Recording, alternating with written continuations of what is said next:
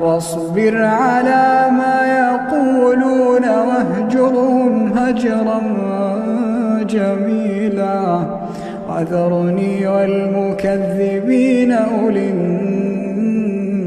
النعمة ومهلهم قليلا وذرني والمكذبين أولي النعمة ومهلهم قليلا إن لدينا أنكالا وجحيما. أعوذ بالله من الشيطان الرجيم بسم الله الرحمن الرحیم. شروع اللہ رب العزت کے بابرکت نام سے جو بڑا مہربان نہایت رحم والا ہے.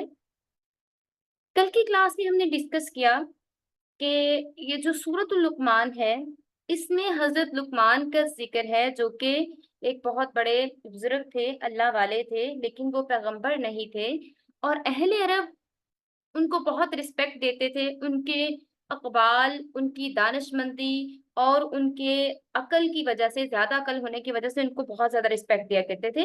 اور انہوں نے اپنے بیٹے کو کچھ نصیحتیں کی جو کہ آیت نمبر 14 اور 15 میں کی گئی ہیں، اس لیے اس سورت کا نام لقمان رکھا گیا. تو آیت نمبر 14 ہم نے کل پڑھی اور آیت نمبر 15 آج ہم ریڈ کریں گے. يا بني إنها إن تك مثقال حبة من خردل فتكن في صخرة أو في السماوات أو في الأرض يأتي بها الله إن الله لطيف خبير. حضرت لقمان نے یہ بھی کہا، بیٹا اگر کوئی چیز رائی کے دانے کے برابر بھی ہو اور وہ کسی چٹان میں ہو یا آسمان میں یا زمین میں، تب بھی اللہ اسے حاضر کرے گا. یقین جانو اللہ بہت باریک بھی، بہت باخبر ہے. یہ اللہ تعالیٰ کے علم کا محیط ہے کہ جو لوگ آخرت کا انکار کرتے تھے وہ یہ کہا کرتے تھے کہ جب انسان کے مرنے کے بعد اس کے سارے اجزاء، سارے باڈی پارٹس ختم ہو جائیں گے، منتشر ہو جائیں گے، تو انہیں کیسے جمع کیا جائے گا.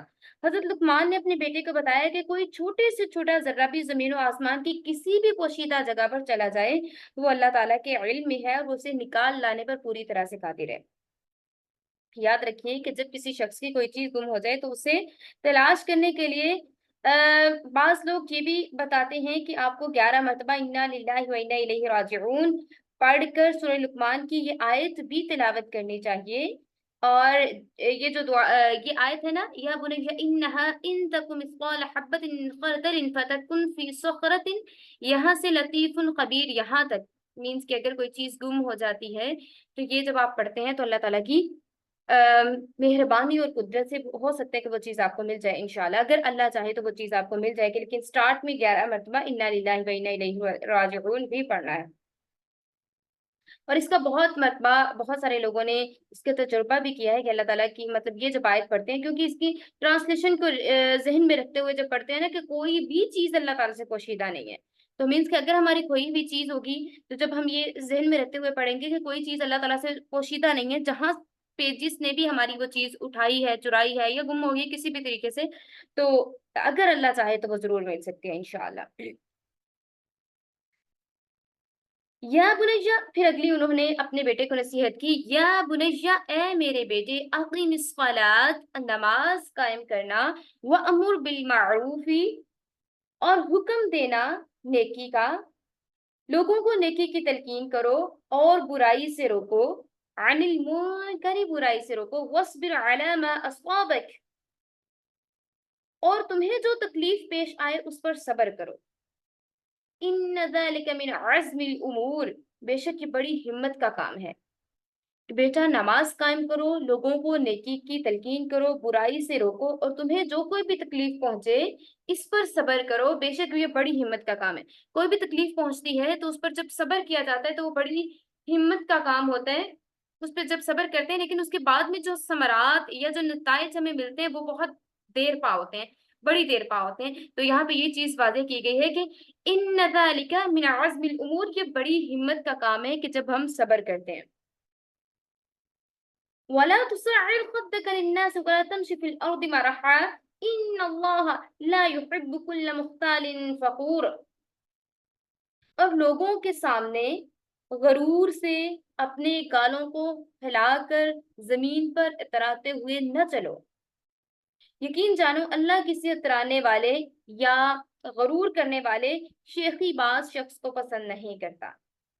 وَاقْصِدْ فِي مَشْيِكَ وَاغْضُضْ مِن صَوْتِكَ، اور اپنی چال میں اعتدال رکھو اور اپنی آواز آہستہ رکھو۔ یعنی انسان کو درمیانی چال سے چلنا چاہیے، رفتار نہ اتنی تیز ہو کہ بھاگنے کے قریب پہنچ جائے اور نہ ہی اتنی آہستہ کہ سستی میں داخل ہو جائے، یہاں تک کہ جب کوئی شخص بعد جماعت نماز پڑھنے کے لیے جا رہا ہو تو اس کو بھی رسول اللہ صلی اللہ علیہ وآلہ وسلم نے بھاگنے سے منع فرما کر وقار اور سکون کے ساتھ چلنے کی تاکید فرمائی ہے۔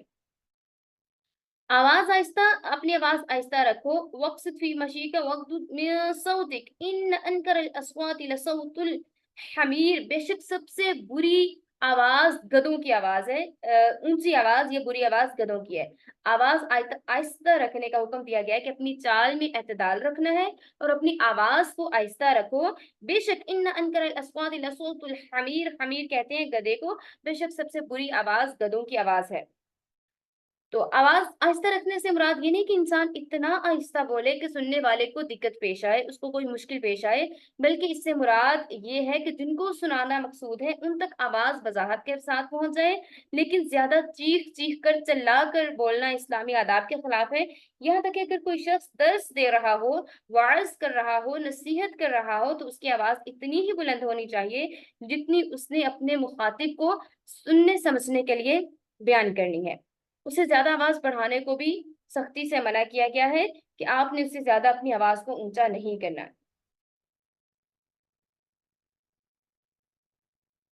الم ترى، کیا آپ نے نہیں دیکھا؟ الم تر ان اللہ سخر لكم ما في السماوات وما في الارض واسبغ عليكم نعمه ظاہرة وباطنة، کیا تم نے لوگوں میں یہ نہیں دیکھا کہ آسمانوں اور زمین میں جو کچھ بھی ہے اسے اللہ نے آپ کے کام میں لگا رکھا ہے اور آپ پر اپنی ظاہری اور باطنی نعمتیں پوری پوری نچھاور کر دی ہیں۔ وَمِنَ النَّاسِ مَن يُجَادِلُ فِي اللَّهِ بِغَيْرِ عِلْمٍ وَلَا هُدًى وَلَا كِتَابٍ مُنِيرٍ،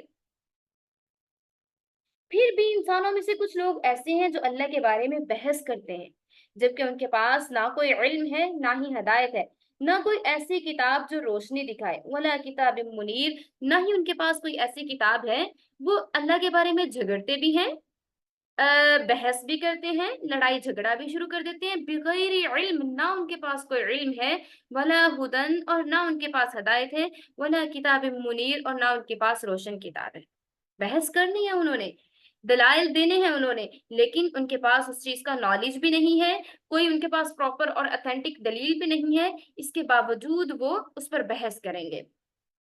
جیسے آج میں نے آپ کے ساتھ ایک پوسٹ بھی شیئر کی تھی کہ موسٹلی آج کل لوگ یہ کہہ رہے ہیں کہ قربانی کو چھوڑیے، قربانی کرنے سے کیا ہوگا، وہی آپ جو قربانی کا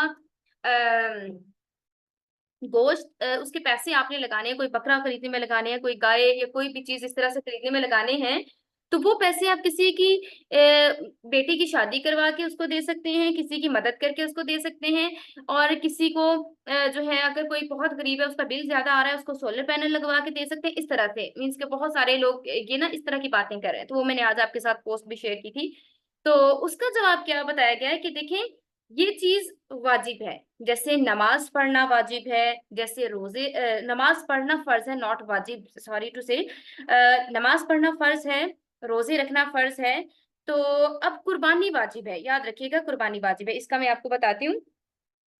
اب اگر اس کی اگزامپل یہ بتائی گئی کہ اگر کوئی آپ کے سامنے گاڑی سے ٹکرا جاتا ہے، کوئی اس طرح سے اس کو مدد کی ضرورت ہوتی ہے، آپ اس کو ہاسپٹل لے کے جاتے ہیں اور ہاسپٹل میں اس کی ذمہ داری کرتے ہیں، اس کے لیے خرچ کر دیتے ہیں، اپنے پیسوں سے اس کے لیے خرچ کر دیتے ہیں، یا پھر آپ کسی کی بیٹی کی شادی کے لیے اتنا کر رہے ہیں کہ آپ اس میں بھاگ دوڑ میں اتنے لگے ہوئے، اس میں آپ کی نماز قضا ہو گئی ہے۔ اگر آپ کی نماز قضا ہو گئی ہے تو مجھے یہ بتائیے کہ اگر نماز قضا ہو گئی ہے تو جو ٹائم آپ نے اسپینڈ کیا تھا کسی کی مدد کرنے میں، جو ٹائم آپ نے اسپینڈ کیا تھا کسی کو ہاسپٹل لے کے جانے میں یا ان ساری چیزوں میں، تو کیا آپ کو اس کی قضا نماز کی کرنی پڑے گی یا نہیں کرنی پڑے گی؟ ٹھیک ہے، مدد کی، لوگوں کی، ہاسپٹل لے کے گئے، انسانیت کے ناطے لے کے گئے، اور ہمدردی کے ناطے لکھی گئی جس کا بہت زیادہ اجر و ثواب ہے، تو کیا ان ڈیوریشن میں اگر نماز قضا ہو گئی تو نماز کی ہمیں ادائیگی کرنا ہوگی، مینس کے قضا دہرانا ہوگی یا نہیں دہرانا ہوگی؟ یہ ذرا چیک باکس میں لکھیے۔ obviously ہمیں اس کی قضا ادا کرنا ہوگی، تو وہ فرض ہے۔ اسی طرح سے پھر ہم بات کرتے ہیں وطر کی بات کرتے ہیں، تو نماز میں وطر واجب ہے اور ان کی قضا بھی دہرانی پڑتی ہیں۔ اسی طرح سے تو یہ جو قربانی ہے وہ واجب ہے، یہ اپنی جگہ پہ واجب ہے، یہ ہمیں لازمی کرنا ہوگی۔ اگر ایکسٹرا کام کرنے کے لیے، اگر ہم کسی کی بیٹی کی شادی کرواتے ہیں یا کسی کی مدد کرتے ہیں، کسی غریب کی مدد کر دیتے ہیں، اس کے لیے ایکسٹرا وہ ہمیں الگ ثواب ملے گا۔ لیکن آج کل کے جو دینی فرائض کو ختم کرنے کے لیے ایک تحریک جاری ہے نا کہ آپ یہ ختم کر دیجئے، آپ قربانی ختم کر دیجئے، آپ اس طرح سے کر لیجئے، یہ جو نئے نئے فتنے اٹھنا شروع ہو گئے وہ ہمارے لیے بہت زیادہ مشکلات کا باعث بھی بن سکتے ہیں اور ہماری آنے والی نسلوں کو بھی خراب کر سکتے ہیں۔ اور وہ یہ ایک پوائنٹ بنا کے ہمارے سامنے پیش کر سکتے ہیں کہ آپ جانوروں کو ذبح کیوں کر رہے ہیں اتنے، اور ایون دیٹ وہ یہ کہتے ہیں کہ مولوی قربانی کی کھالیں جمع کرنے کے لیے اتنے جانور ذبح کروا دیتے ہیں، اللہ اکبر کبیرہ۔ تو یہ جو اس طرح کی صرف مولویت میں ایک وہ دشمنی پیدا کرنے کے لیے اس طرح کی جو باتیں کی جا رہی ہیں، تو ان سے بچنے کے لیے ضروری ہے کہ اس طرح کی کوئی بھی بات یا کوئی بھی پوائنٹ آپ کے سامنے آئے تو وہ لازمی ڈسکس کیا کریں تاکہ ہم اس پہ ڈسکشن کر سکیں۔ تو یہ واجب ہے اور واجب کا درجہ فرض کے قریب ترین ہے، تو اس لیے واجب کا بہت زیادہ اجر و ثواب بھی ہے۔ ایک جانور قربان کرتے ہیں تو اس کی باڈی پر جتنے بال ہیں وہ اتنے بالوں کا آپ کو ثواب ہوگا۔ جتنی خالص نیت ہوگی، جتنا صحیح لوگوں تک قربانی کا گوشت پہنچے گا، جتنی اچھی نیت ہوگی اتنا زیادہ آپ کو اجر و ثواب ملے گا۔ ٹھیک ہے، تو یہاں پہ کیا بات کی گئی ہے؟ وَمِنَ النَّاسِ مَن يُجَادِلُ فِي اللَّهِ، اور کچھ لوگ ایسے ہیں جو اللہ کے بارے میں جھگڑتے ہیں بغیر علم، نالج نہ ہونے کے باوجود وہ جھگڑتے ہیں۔ وَلَا هُدًى وَلَا كِتَابٌ مُنِيرٌ، نہ ان کے پاس ہدایت ہے نہ ہی ان کے پاس کوئی روشن کتاب موجود ہے، لیکن پھر بھی وہ جھگڑتے ہیں۔ تو پھر جو جھگڑنے والے ہوتے ہیں یا جو بحث کرنے والے ہوتے ہیں ان کے لیے قرآن نے کیا کہا ہے کہ ان سے کہیے سلام علیکم، تو ان سے یہ کہہ دینا کہ آپ پر سلامتی ہو۔ تو اسی طرح سے ہم لوگ بیٹھے ہوئے تھے، یہاں پہ ہمارے ساتھ مس عائشہ موجود ہیں، تو اسی طرح ہم ڈسکشن کر رہے تھے کسی ٹاپک پہ، تو میں نے کہا کہ آپ نے خاموش ہو جانا ہے، تو آگے سے انہوں نے مجھے اتنا اچھا جواب دیا، انہوں نے کہا کہ ہم نے کلاس میں پڑھا تھا میم، آپ نے پڑھایا تھا، آپ نے کہ قرآن کریم میں ہم نے یہ پڑھا ہے کہ اگر کوئی جاہل بحث کرے گا تو اس کو ہم نے یہی کہہ دینا السلام علیکم۔ اور یقین کیجیے مجھے اس چیز کی اتنی خوشی ہوئی، میں نے کہا یہ چیز میں چاہ رہی تھی کہ اگر کبھی اس طرح کی سچویشن ہوتی ہے تو ایک دوسرے کو ہم یاد کروانے والے بنتے ہیں کہ ایز اے ریمائنڈر ہم ایک دوسرے کو یاد کروا رہے ہوتے ہیں، ماشاء اللہ۔ تو پھر کیا ہے کہ اگر کوئی اس طرح سے آپ کو دین پر بحث کرے گا تو آپ نے صرف اس کو یہ کہہ دینا السلام علیکم، تم پر سلامتی ہو، اور پھر وہاں سے چپکے سے آپ نے اگر آپ کے پاس اتھینٹک دلائل موجود ہیں پھر آپ اس کے ساتھ بحث کیجیے، اگر آپ کے پاس دلائل موجود نہیں ہیں تو پھر آپ اس کو اس کے حال پر چھوڑ دیجیے، اللہ اس کو ہدایت دینے والا ہے۔ لیکن آپ نے پہلے لرن کرنا ہے، آپ نے پہلے سیکھنا ہے، اس کے بعد پھر آپ نے بحث کرنی ہے۔ اگلی آیت کی طرف چلتے ہیں۔ وَإِذَا قِيلَ لَهُمُ اتَّبِعُوا مَا أَنزَلَ اللَّهُ قَالُوا بَلْ نَتَّبِعُ مَا وَجَدْنَا عَلَيْهِ آبَاءَنَا أَوَلَوْ كَانَ الشَّيْطَانُ يَدْعُوهُمْ إِلَى عَذَابِ السَّعِيرِ۔ اور جب ان سے کہا جاتا ہے کہ آپ پیروی کریں، اتباع کریں اس چیز کی جو اللہ نے اتاری ہے، تو وہ کہتے ہیں نہیں، بلکہ ہم تو اس طریقے کے پیچھے چلیں گے جس پر ہم نے اپنے باپ دادا کو پایا ہے، بل نتبعو جس پہ ہم نے پایا ہے، ما وجدنا پایا ہے، علیہ آباءنا اپنے باپ دادا کو، ہم تو اس کی پیروی کریں گے، بل نتبعو بلکہ اس کی پیروی کریں گے جس پر ہم نے اپنے باپ دادا کو پایا۔ اولو کان الشیطان یدعوہم الی عذاب السعیر، بھلا اگر شیطان ان کے باپ داداؤں کو بھڑکتی آگ کے عذاب کی طرف بلاتا رہا ہو، کیا تب بھی وہ انہی کے پیچھے چلیں گے؟ ہو سکتا ہے کہ ان کے باپ دادا جو ہیں وہ صحیح راستے پر نہ ہو، شیطان ان کو اپنی طرف بلاتا رہا ہو، عذاب کی طرف بلاتا رہا ہو، کیا پتا وہ ناچ گانے میں پڑھتے رہے ہوں، کیا پتا وہ ایسی شرکیہ چیزوں میں پڑھتے رہے ہوں، واللہ اعلم۔ یہ تو قرآن کہہ رہا ہے نا کہ ہو سکتا ہے کہ ان کے باپ دادا صحیح چیز پر نہ ہو، لیکن وہ صرف یہی چیز کہتے ہیں کہ ہم تو خاندانی ہیں اور اپنے خاندان کی جو ہماری روایات ہے روایات پہ چلیں گے، چاہے اس کے لیے جو بھی کچھ کرنا پڑے۔ تو قرآن کہتا ہے بھلے ان کے باپ دادا کو شیطان نے اپنے پیچھے لگا رکھا ہو اور ان کو عذاب کی طرف بلاتا رہا ہو، لیکن وہ کہیں گے کہ ہم تو انہی کے پیچھے چلیں گے۔ وَمَن يُسْلِمْ وَجْهَهُ إِلَى اللَّهِ وَهُوَ مُحْسِنٌ فَقَدِ اسْتَمْسَكَ بِالْعُرْوَةِ الْوُثْقَىٰ وَإِلَى اللَّهِ عَاقِبَةُ الْأُمُورِ۔ اور جو شخص فرمانبردار بن کر اپنا رخ اللہ کی طرف کر دے اور نیک عمل کرنے والا ہو تو اس نے یقیناً بڑا مضبوط دروازہ تھام لیا، کنڈا تھام لیا، یا اس نے مضبوط دروازہ تھام لیا، اور تمام کاموں کا آخری انجام اللہ ہی کے حوالے ہے۔ ہم مسافر ہیں، ہم سفر کر رہے ہیں، اور یہاں پہ ہم کس کے ساتھ جھگڑا کریں گے؟ اور تمام ہم سب کا جو اسٹیشن ہے وہ ایک ہی ہے، اور وہ انشاءاللہ جنت ہوگا اگر ہم اللہ تعالیٰ کے راستے پر چلتے رہیں گے، اس کے اعمال جو بتا دیے اللہ سبحانہ تعالیٰ نے ان کو مینٹین کرتے رہیں گے، تو انشاءاللہ ہم سب کا آخری اسٹیشن جنت ہوگا۔ تو گمان اچھا رکھنا چاہیے، تو ہمارا گمان ہے اللہ سبحانہ تعالیٰ ہم سب کو جنت عطا کرے گا۔ وَمَن كَفَرَ فَلَا يَحْزُنكَ كُفْرُهُ إِلَيْنَا مَرْجِعُهُمْ فَنُنَبِّئُهُم بِمَا يَعْمَلُونَ إِنَّ اللَّهَ عَلِيمٌ بِذَاتِ الصُّدُورِ۔ اور اے پیغمبر، جس کسی نے کفر اپنا لیا، آپ اس کے کفر کا صدمہ نہ لیں، آخر انہیں ہمارے پاس ہی لوٹنا ہے، پھر ہم انہیں بتائیں گے کہ انہوں نے کیا کیا کیا ہے، یقیناً اللہ سینوں میں چھپی ہوئی باتوں کو خوب جانتا ہے۔ نُمَتِّعُهُمْ قَلِيلًا ثُمَّ نَضْطَرُّهُمْ إِلَى عَذَابٍ غَلِيظٍ۔ اور ہم انہیں کچھ مزے اڑانے کا موقع دے رہے ہیں، نُمَتِّعُهُمْ قَلِيلًا، اور انہیں ہم کچھ مزے اڑانے کا موقع دے رہے ہیں، پھر ہم انہیں ایک سخت عذاب کی طرف کھینچ کر لے جائیں گے۔ وَلَئِن سَأَلْتَهُم مَّنْ خَلَقَ السَّمَاوَاتِ وَالْأَرْضَ لَيَقُولُنَّ اللَّهُ قُلِ الْحَمْدُ لِلَّهِ بَلْ أَكْثَرُهُمْ لَا يَعْلَمُونَ۔ اور اگر تم ان سے پوچھو کہ وہ کون ہے جس نے آسمانوں اور زمین کو پیدا کیا، تو وہ ضرور یہ کہیں گے کہ اللہ ہے۔ جب ان سے پوچھا جائے گا کہ آسمانوں اور زمین کو کون پیدا کرنے والا ہے، تو وہ کہیں گے کہ اللہ ہی ہے جو کہ آسمان اور زمین کو پیدا کرنے والا ہے۔ لَيَقُولُنَّ اللَّهُ قُلِ الْحَمْدُ لِلَّهِ، وہ کہیں گے تمام تعریفیں اللہ کے لیے ہیں، اور اللہ ہی ہے جو کہ کائنات کو بنانے والا ہے۔ الحمدللہ، اس کے باوجود ان میں سے اکثر لوگ سمجھ سے کام نہیں لیتے، یعنی الحمدللہ ان لوگوں نے اس حقیقت کا اعتراف تو کر لیا کہ اس کائنات کا خالق صرف اللہ تعالیٰ ہے، سب سے بڑا کریٹر صرف اللہ تعالیٰ ہے، لیکن اس کے باوجود اس کا کھلا ہوا نتیجہ نکالنا چاہیے تھا کہ وہ کائنات کی اس پیدا کرنے والی ہستی کی عبادت کرتے، لیکن وہ نافرمانی پر اترے ہوئے ہیں۔ یہ کائنات تنہا اسی نے پیدا کی ہے، عبادت کے لائق بھی تنہا وہی مالک ہے۔ اس نتیجے تک پہنچنے کے لیے انہوں نے سمجھ سے کام نہیں لیا اور اپنے باپ داداؤں کی تقلید میں شرک اختیار کیے ہوئے ہیں۔ لِلَّهِ مَا فِي السَّمَاوَاتِ وَالْأَرْضِ إِنَّ اللَّهَ هُوَ الْغَنِيُّ الْحَمِيدُ۔ اللہ ہی کا ہے جو کچھ آسمانوں میں اور زمین میں ہے، بے شک اللہ ہی ہے جو سب سے بے نیاز ہے، بذات خود قابل تعریف بھی ہے۔ وَلَوْ أَنَّ مَا فِي الْأَرْضِ مِن شَجَرَةٍ أَقْلَامٌ وَالْبَحْرُ يَمُدُّهُ مِن بَعْدِهِ سَبْعَةُ أَبْحُرٍ مَا نَفِدَتْ كَلِمَاتُ اللَّهِ إِنَّ اللَّهَ عَزِيزٌ حَكِيمٌ۔ اور زمین میں جتنے درخت ہیں،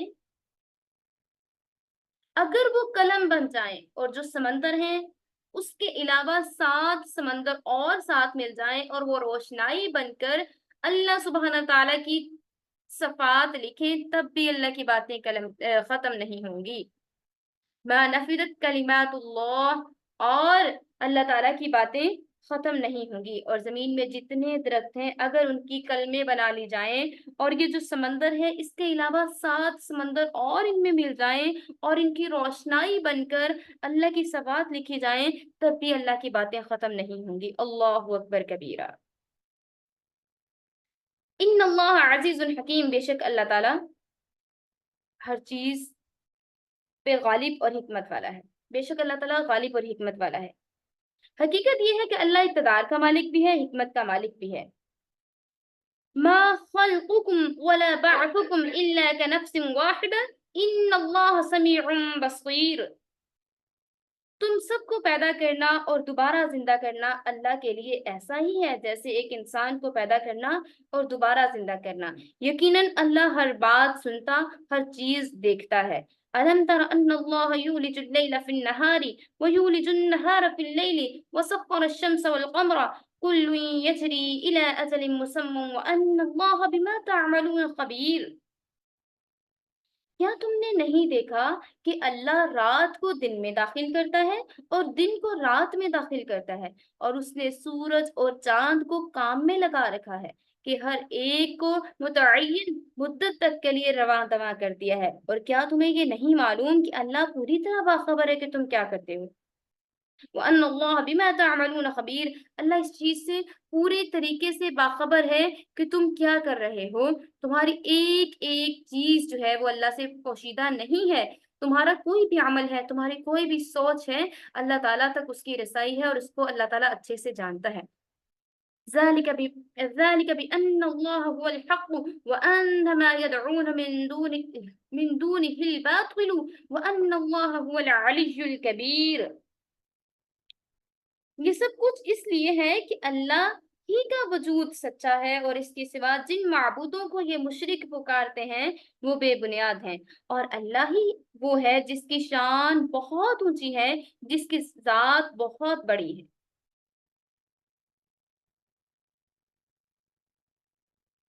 یہاں پہ اللہ سبحانہ تعالیٰ کی تعریف بیان کی جا رہی ہے کہ اللہ تعالیٰ کی تعریف کرنے کے لیے، اللہ سبحانہ تعالیٰ کی تعریف کرنے کے لیے ہم جس قدر لکھنا چاہیں، تعریف لکھنے کی بات ہو رہی ہے، اگر ہم اللہ تعالیٰ کی تعریف لکھنے کے لیے ساری دنیا میں جتنے درخت موجود ہیں ان کی کلمے بنا لیں، اور دنیا میں جتنے سمندر موجود ہیں ان میں 7 سمندر اور بھی شامل کر لیں تو بھی اللہ تعالیٰ کی صفات، اللہ تعالیٰ کی تعریف ابھی باقی ہوگی اور یہ ساری چیزیں ختم ہو جائیں گی۔ اللہ اکبر کبیرہ۔ اللہ تعالیٰ کی ذات اتنی بابرکت، اتنی رحمت والی، اتنی بڑی اور سب سے زیادہ مدد کرنے والی ذات ہے، جس کی تعریفیں اگر ہم کرنا سٹارٹ کریں تو ہماری زبان تو ختم ہو سکتی ہے، ہمارے اندر جتنی صلاحیت ہے، ہمارے اندر جتنی ذہانت ہے، ہمارے اندر جتنی بھی کیپیبلٹی ہے وہ تو ساری ختم ہو سکتی ہے، لیکن اللہ تعالیٰ کی ابھی مدح باقی ہوگی، اللہ تعالیٰ کی ابھی تعریف باقی ہوگی۔ فَقُلِ الْحَمْدُ لِلَّهِ، بس تمام تر تعریفیں اللہ سبحانہ تعالیٰ کے لیے ہیں، اور جب سورۃ الفاتحہ کا سٹارٹ ہوتا ہے تو اس میں سٹارٹ میں اللہ سبحانہ تعالیٰ کی تعریف بیان کر دی جاتی ہے۔ الحمدللہ، تمام تر تعریفیں اللہ سبحانہ تعالیٰ کے لیے ہیں۔ جتنی کسی بھی چیز کی تعریف کی جائے، کسی بھی کریشن کی بات کی جائے تو تعریف اللہ تعالیٰ کی ہی ہوتی ہے۔ اگر کوئی بھی اچھی چیز بنانے والا ہے، کوئی خوبصورت انسان ہے، کوئی کیسا بھی ہے، تو اس کو کریٹ کرنے والا، اس کو بنانے والا کون ہے؟ وہ اللہ تعالیٰ کی ذات اس کو بنانے والی ہے۔ الم ترى، کیا آپ نے نہیں دیکھا؟ ان الفلک تجری فی البحر بنعمت اللہ لیریکم من آیاتہ، کیا آپ نے نہیں دیکھا کہ کشتیاں سمندر میں اللہ کی مہربانی سے چلتی ہیں؟ ان فی ذلک لآیات لکل صبار شکور، یقیناً تاکہ وہ تمہیں اپنی کچھ نشانیاں دکھائے، یقیناً اس میں ہر اس شخص کے لیے بہت سی نشانیاں ہیں جو صبر کا پکا اعلیٰ درجے کا شکر گزار ہو۔ اب یہاں پہ کشتیوں کی اگزامپل دیتے ہوئے اللہ سبحانہ وتعالی نے بتایا ہے کہ اس نے آپ پر کس قدر مہربانیاں نازل کی ہیں، کہ سمندر میں کشتیاں، جہاز جو چلتے ہیں وہ اللہ کی مہربانی سے چلتے ہیں۔ حالانکہ کتنا ٹن وزنی جہاز ہوتا ہے لیکن وہ پانی پہ چلتا ہے، تو اس کو کون چلاتا ہے؟ اللہ تعالیٰ کی ذات چلاتی ہے۔ اللہ تعالیٰ کون فرماتی ہے؟ فیکون ہو جاتا ہے۔ جتنی بڑی سے بڑی کائنات میں موجودات ہیں، جتنی بھی چیزیں موجود ہیں وہ ساری اللہ کی مہربانی سے موجود ہیں۔ سمندر میں چلنے والی چھوٹی سے چھوٹی کشتی اور بڑے سے بڑا جہاز وہ بھی اللہ کی مہربانی سے چلتا ہے۔ اور اللہ تعالیٰ بتا رہے ہیں کہ آپ کو میں اپنی نشانیاں دکھا رہا ہوں، لیکن نشانیاں صرف ان لوگوں کے لیے ہیں جو کہ کھلی آنکھوں سے دیکھتے ہیں۔ جو کھلی آنکھوں سے نہیں دیکھتے وہ کہتے ہیں کہ میرے ساتھ یہاں سے بھی برا ہو گیا، میرے ساتھ وہاں سے بھی برا ہو گیا، میرے ساتھ یہ بھی ہو گیا، وہ بھی ہو گیا۔ وہ ان چیزوں کو دیکھ رہے ہوتے ہیں جو ان کو چیزیں نہیں ملی ہوئی ہوتی، وہ اپنے سے اوپر دیکھتے ہیں، وہ کفار کی طرف دیکھتے ہیں، وہ اہل ناشکر جو ہیں، ناشکرے لوگ جو ہیں وہ ان کی طرف دیکھتے ہیں اور وہ کہتے ہیں کہ ہمارے پاس یہ چیزیں اویلیبل نہیں ہیں۔ لیکن جو لوگ اللہ کا شکر کرنے والے ہیں اور ان کو بھی مصیبتیں پہنچتی ہیں، ان کو بھی تکالیف پہنچتی ہیں، لیکن وہ صبر کے پکے ہیں۔ ان فی ذالک الآیات، نشانیاں کن لوگوں کے لیے؟ ان لوگوں کے لیے نشانیاں ہیں لکل صبار شکور، جو صبر کے پکے ہیں اور اعلیٰ درجے کے شکر گزار ہیں۔ جب ان کو چھوٹی سے چھوٹی نعمت ملتی ہے، ایون جب وہ ٹھنڈا پانی پیتے ہیں تو شکر الحمدللہ پڑھتے ہیں، الحمدللہ الذی بنعمتہ تتم الصالحات، اللہ تعالیٰ کی تمام نعمتوں کا شکر ادا کرتے ہیں۔ وہ کوئی بھی اچھی چیز دیکھتے ہیں، اللہ تعالیٰ کا شکر ادا کرتے ہیں۔ اور اسی طرح سے بارہا جب بھی عیدین آتی ہیں تو میں عید آتی ہے، عیدین دو عید کو کہتے ہیں، چھوٹی اور بڑی عید کو لگا لیں، تو اب جب کبھی عید آتی ہے تو میں آپ لوگوں کو اگین اینڈ اگین یہ ریمائنڈر دیتی ہوں کہ جو خوشیاں ہیں ان کو آپ نے سیلیبریٹ کرنا ہے اور اللہ تعالیٰ کا شکر ادا کرنا ہے۔ اللہ تعالیٰ نے اگر آپ کو یہ دن عطا کر دیا ہے، اس میں شکر بھی ادا کرنا ہے کہ اللہ تعالیٰ نے آپ کو دن عطا کیے ہیں۔ جیسے کہ ذی الحجہ کے ڈیز آ رہے ہیں، اگر جیسے کہ یہ ذی الحجہ کے ڈیز آ رہے ہیں، اس میں جتنا اللہ سبحانہ تعالیٰ کا آپ شکر ادا کر سکتے ہیں اتنا آپ شکر ادا کیجئے، دعائیں کیجئے اپنے لیے، اور جتنا آپ اللہ تعالیٰ کا شکر ادا کریں گے اللہ تعالیٰ اتنی آپ کے لیے نعمتوں کو بڑھا دے گا۔ ٹھیک ہے، تو یہ میں آپ کو کہتی ہوں کہ اس دن آپ کو جو اللہ تعالیٰ نے حکم دیا ہے کہ آپ نے جس طریقے سے اس کو سیلیبریٹ کرنا ہے، آپ نے اگر اللہ تعالیٰ نے آپ کو قربانی کی توفیق عطا فرما دی ہے تو آپ نے اس پہ بھی اللہ تعالیٰ کا شکر ادا کرنا ہے کہ بہت سارے لوگ ایسے بھی موجود ہیں جو کہ قربانی کی استطاعت نہیں رکھتے۔ آپ ایک قربانی کر رہے ہیں، آپ دو قربانیاں کر رہے ہیں، یا جتنی اللہ تعالیٰ نے آپ کو استطاعت دی ہے اس پر بھی اللہ تعالیٰ کا شکر ادا کیجئے، بڑی سے بڑی نعمتوں پر بھی اللہ کا شکر ادا کیجئے، چھوٹی سے چھوٹی نعمت پہ بھی اللہ تعالیٰ کا شکر ادا کیجئے۔ تو جو اللہ تعالیٰ کا شکر ادا کرتے ہیں ان کے لیے کیا فرمایا ہے، لَإِن شَكَرْتُمْ لَأَزِيدَنَّكُمْ، جب تم شکر کرو گے تو نعمتوں کو بڑھا دیا جائے گا۔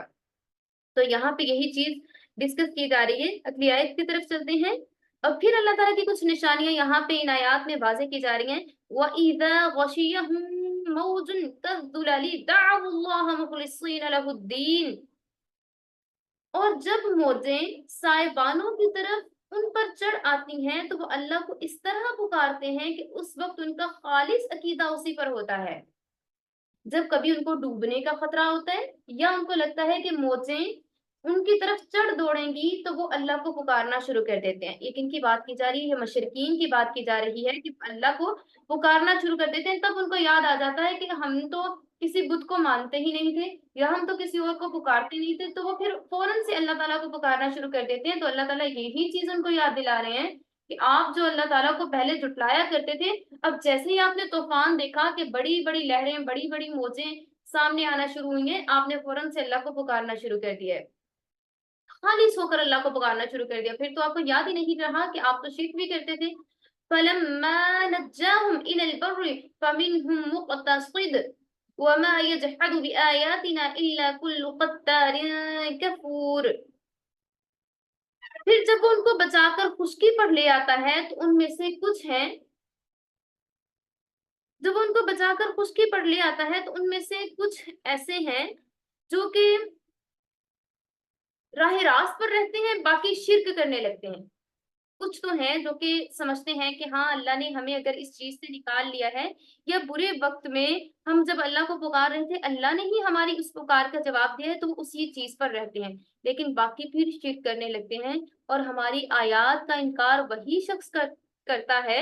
وما یجحد بآیاتنا، جو جھگڑتا ہے یا ہماری آیات کا انکار کرتا ہے، الا کل ختار کفور، ہماری آیات کا انکار وہی شخص کرتا ہے جو پکا بد عہد ہے، جو وعدہ خلاف ہے، جو وعدہ صحیح نہیں کرتا، جو اچھا وعدہ نہیں کرتا، جو وعدہ کر کے توڑ دیتا ہے، پرلے درجے کا ناشکرا بھی ہے، جو کہ کسی برے وقت میں اللہ تعالیٰ کو پکارتے ہیں، اس کے بعد پھر دوبارہ سے اپنے کاموں میں جھمیلوں میں مگن ہو جاتے ہیں یا اللہ تعالیٰ کی آیات کا انکار کرتے ہیں، تو اللہ تعالیٰ فرماتے ہیں کہ وہ پرلے درجے کا ناشکرا شخص ہے جو میری آیات کو جھٹلاتا ہے، جو ان کا انکار کرتا ہے۔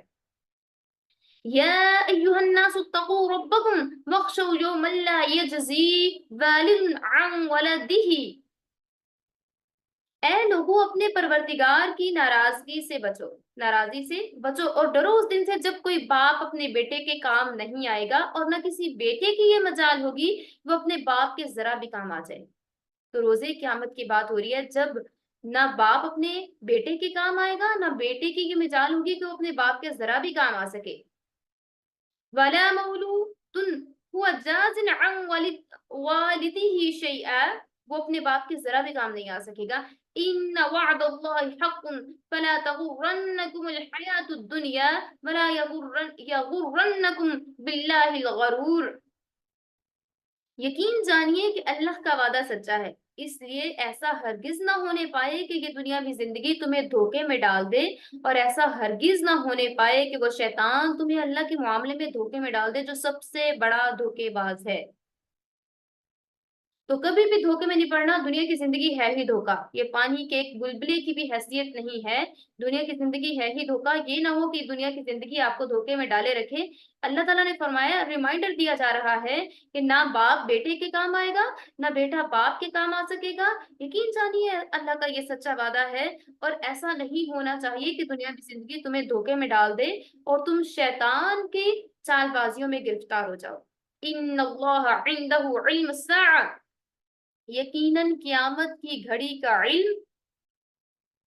ان اللہ، بے شک اللہ، عنده، اس کے پاس ہے، علم الساعہ، قیامت کی گھڑی کا علم. یقیناً قیامت کے وقت کا علم صرف اللہ ہی کے پاس ہے. وَيُنَزِّلُ الْغَيْثَ، وہی بارش برساتا ہے. وَيَعْلَمُ مَا فِي الْأَرْحَامِ، اور وہی جانتا ہے کہ ماں کے پیٹ کے اندر کیا ہے، بیٹا ہے یا بیٹی ہے. وَمَا تَدْرِي نَفْسٌ مَاذَا تَكْسِبُ غَدًا، اور کسی شخص کو، کسی جاندار کو یہ پتا نہیں ہے کہ وہ کل کیا کمائے گا. کل اس کی جو آمدن ہے یا جو وہ ارننگ کر رہا ہے وہ کل کیسی ہوگی، کل کے دن وہ کیا کما پائے گا. وَمَا تَدْرِي نَفْسٌ بِأَيِّ أَرْضٍ تَمُوتُ، اور نہ ہی کسی شخص کو یہ پتا ہے کہ کون سی زمین میں اسے موت آئے گی. وہ نہیں جانتا کہ وہ کل کیا کما پائے گا، کل کے دن وہ زندہ بھی رہے گا یا اس کو موت آئے گی تو وہ کون سی زمین پر اس کو موت آئے گی. ان اللہ علیم خبیر، اور اللہ ہر بات سے پوری طرح باخبر ہے. ہمیں تو اتنا نہیں معلوم ہوتا کہ آج ہم اگر جی رہے ہیں، جس بھی حالت میں جی رہے ہیں، تو کیا صبح ہمیں نصیب ہوگی یا نہیں ہوگی. اگر صبح ہوگی تو وہ گھڑی کیسی ہوگی. کیا صبح کے دن ہماری جاب، اگر ہم جاب کرتے ہیں تو وہ سلامت رہے گی، اگر ہم بزنس کرتے ہیں تو وہ سلامت رہے گا، اگر ہم کوئی ارننگ کر رہے ہیں، کوئی کما رہے ہیں، تو کیا اس میں گھاٹا ہوگا، اس میں نقصان ہوگا، یا اس میں اللہ تعالیٰ برکت ڈال دے گا. اس میں برکت اللہ ڈالے گا یا اس میں کمی ہو جائے گی، یہ کون جانتا ہے؟ یہ اللہ تعالیٰ کی ذات جانتی ہے. اور ہماری ڈیتھ کہاں ہوگی، ہم کہاں مریں گے، ایکسیڈنٹ ہوگا یا کوئی اور اس کے لیے سورس یوز کیا جائے گا یا کوئی اور ذریعہ اس کے لیے یوز کیا جائے گا، یہ ہم نہیں جانتے. کون جانتا ہے؟ ان اللہ علیم خبیر، ان تمام چیزوں کو جاننے والی ذات اللہ سبحانہ تعالیٰ کی ہے، اور وہ وہی پوری طرح سے ان سے باخبر ہے. وآخر الدعوانا أن الحمد لله رب العالمين. ربنا تقبل منا إنك أنت السميع العليم وتب علينا إنك أنت التواب الرحيم.